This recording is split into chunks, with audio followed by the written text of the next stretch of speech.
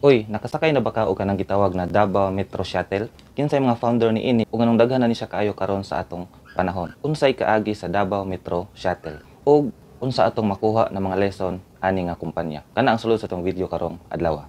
Uy, Bisaya Channel! Ang channel para sa mga Bisaya. Ang Davao Metro Shuttle or DMS, gitawag pud ni siya og Davao Metro Shuttle Bus Company Incorporated. Ang sinugdanan ani nga kumpanya is ilang serbisyo is kanang gitawag na sa taxi, no? Sa una dili pa bus ilahang negosyo, kundi taxi pa. Kini siya nahitabo katong 1995 didto sa Davao City. Nahimugso ang Davao Metro Shuttle mga ka-Uy Nation tungod sa duha ka businessman, entrepreneur ug mga kugihan ng mga founder. Sila si Rinaldo T. Uy ug Rinaldo Alba. Pagkahuman sa ilang negosyo sa una nga taxi pa, is nibalhin sila sa kanang gitawag na mga bus. So ilang pinakaunang nga bus is Aircon. Nahitabo na katong 1996 ug ang ruta is from Davao City to Digos. So kana ang pinakaunang nga ruta or biyahe sa Davao Metro Shuttle. Kini siya nagpadayon hantod sa 1998. So kini siya nga tuig 1998, na napoy bag-o nga ruta ang Davao Metro Shuttle from Davao to Tagum City. Ug ilang gigamit na mga bus is 20 ka buok, pero dili na siya mga aircon. So kini siya dako kayong tabang sa mga commuter, no, kay nana po sila lain nga bus na masakyan.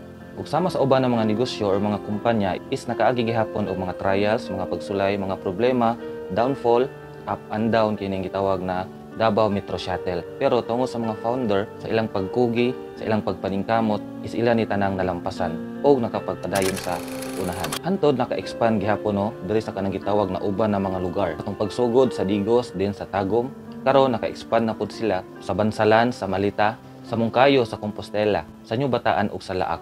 So kini nga panahon, no, daghan na kaayo o layo nagnaabtan kay kumpanya nga Davao Metro Shuttle. Ug daghan na ni serbisyoan ng mga tao, mga Bisaya, mga commuter. Hantod sa paglabay sa panahon, no, ilang gi-launch kanang gitawag na Go Mindanao.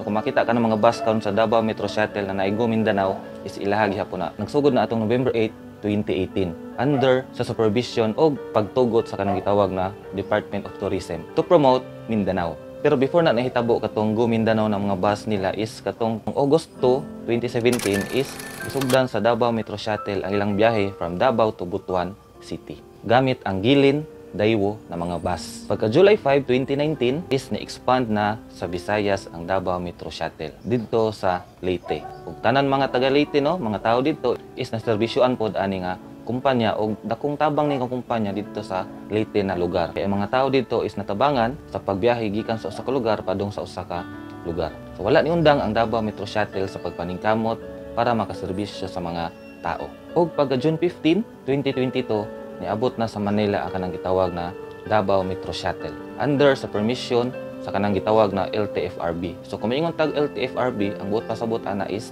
Land Transportation Franchising and Regulatory Board.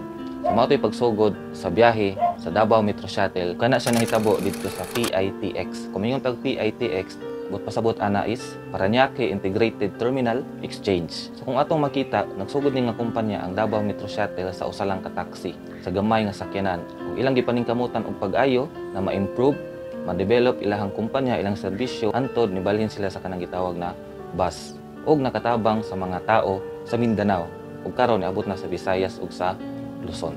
Ang lesson nato makuha ani nga kumpanya Davao Metro Shuttle is kanang gitawag na pagpaningkamot.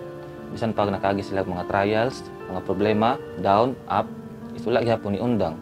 Ilang gibuhat, naningkamot, nag-innovate, mao nang sila nakapagpadayon sa unahan ug usa na karon sa mga successful nga kumpanya diri sa Philippines kung land transportation ang isgutan. Kana siya proud ta kay gikan sa Mindanao, sa Davao City, Bisaya gihapon.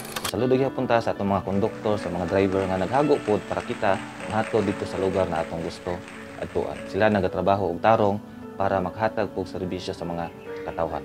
Sige, kana lang itong video karang adlaw ug unta na may na-learn bisag gamay o magamit ninyo sa unahan. Daghang salamat sa pagtan-aw og hantod na pud sa sunod. Bye. Follow for more.